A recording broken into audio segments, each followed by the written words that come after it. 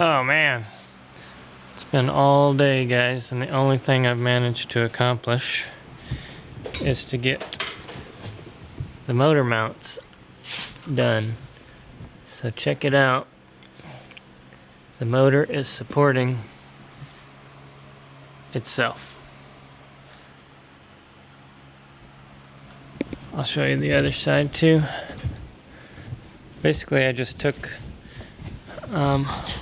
what was on there, cut the bushing part out, that little round piece that was in there, and then reworked it and tried to brace it as much as possible. Seems to be pretty strong. And then I started working on this. Like I told you, I think I told you, I'm gonna have to take this one and flip it around to the other side and vice versa, and then try to move the steering up front here and kind of rework everything and do a double shear on that side to the pitman arm. Of course, did I show you guys that? I don't even remember now. I'm gonna have to rework the pitman arm and the steering gearbox because that just doesn't fit. Check out the clearance there. I don't think I'll be able to get the hose end onto that. And then this one is right near the fan. Plus this shaft won't go on there. I think I told you guys that already. For you guys it's been like 2 minutes. For me it's been 8 hours. Alright. Haven't found any cool tips or tricks for you yet today, but I'll keep at it and let you know if I find anything.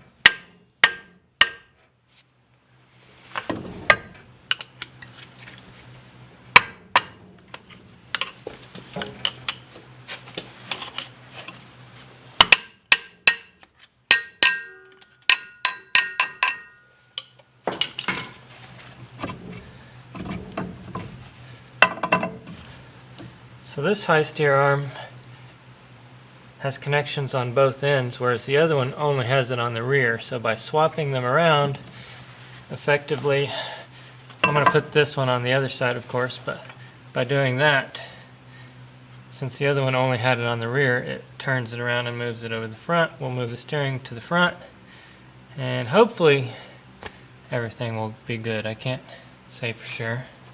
Alright, here's the one from the other side. We turn it around, and it's going to go like that.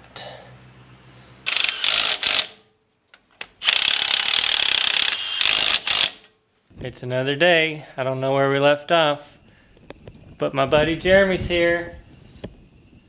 Jeremy, I want you to give him an update on where we're at. Update on that. I would say that Jerome's pretty comfortable on his beer level right now, so that's good. And the front leaf spring hangers are in. We got the steering under control. We'll have the ram mounted here in about another hour and a half, probably. And then all we gotta do is Hour and a half? yeah. That's pretty. Well, that didn't take. That's pretty quick. Well, we did these front ones right here in what 2.5 hours, and we ate dinner. We got the rear leaf spring hangers. Well, actually, I say we, but that'll be kind of you. Once the ram's mounted, all you gotta do is redo those rear leaf spring sliders. So these are gonna have to come out much further. Not gonna have any place on the back to attach to. I'll have to build custom boxes all the way around there. I think they're gonna like our 2x4 setup. Heck yeah, everybody would like that because they're going to freaking appreciate the ingenuity there. I mean, how many other rigs have 2x4 leaf hangers. I know. You know, that's just to keep you from getting your, that's kind of like curb feelers for the front bumper so you don't scratch the paint. That's what it is. I got, since the last video, I got the exhaust in. I think I showed them the motor mounts already. Did I? I can't remember. I've been working on this every spare, well, not spare, just like every second of the day. I'm out here till 2 o'clock in the morning and then go to bed, and as soon as I wake up, I'm out here again. So Jeremy thinks that we can mount the steering. Show him where the steering's gonna go. So that's I'll come around front. So with this mounted this turned all the way, and then here's the ram. We're gonna put this jobber. Oh, it's leaking. Yeah, that's what the bucket's for. We're gonna put this jobber like this on the tie rod. Gonna make a little skid plate protection for the ram. It's gonna go underneath up there and sit just like this. And then we'll have us a cool little skid plate off the bottom of this. It comes right up and protects the ram because Matt drives pretty nuts, so needs protection.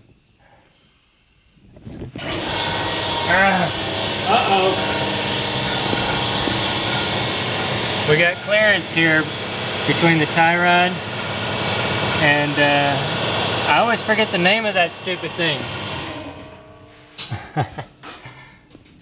The harmonic balancer. I don't know why that's so hard for me to remember.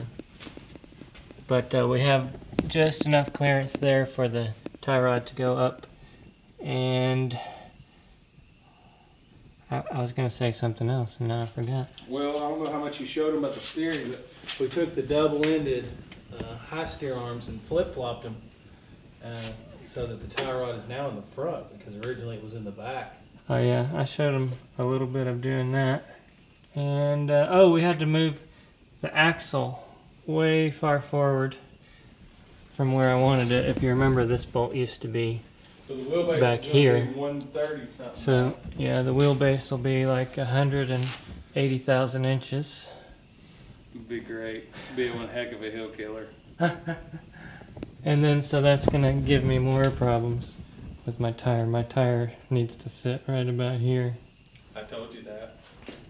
So that'll be fun. And then I think I showed him the steering gearbox already. So anyway, that's the update. What time is it? It's like 10? It's 9:36. So It's pretty awesome, actually. if we get the steering done, we'll be able to show him that. Well, I leave here at like 12:30, almost 1 o'clock every time I'm ever here. So we got like 3 hours before I gotta leave. So the steering's gonna be easy. Well, we better get to it. You say that, and we'll get like one bracket cut. Nah, well you might. I'm in relaxation camping mode, so I'm gonna be a supervisor. You need to get to work over there. Well, I need your help. I drained the ram. I took the lines off. I'm in supervisory mode. Ruined my jeans. You know what I'm saying? Like it took a hole that was this big to that big in the matter of like, yeah. Don't light your friend's jeans on fire. It was a punk move. Punk move, man. I was trying to hit on some women. I was trying to find me a damn wife. Alright, we got our steering mocked up. Check it out, guys. Jeremy's gonna explain something. I can see it better from this side. Oh, good. So, in the sense of a hydraulic ram, whether it's a double-ended ram or a single-ended ram, your most vulnerable spot of any ram is when you're at full extension.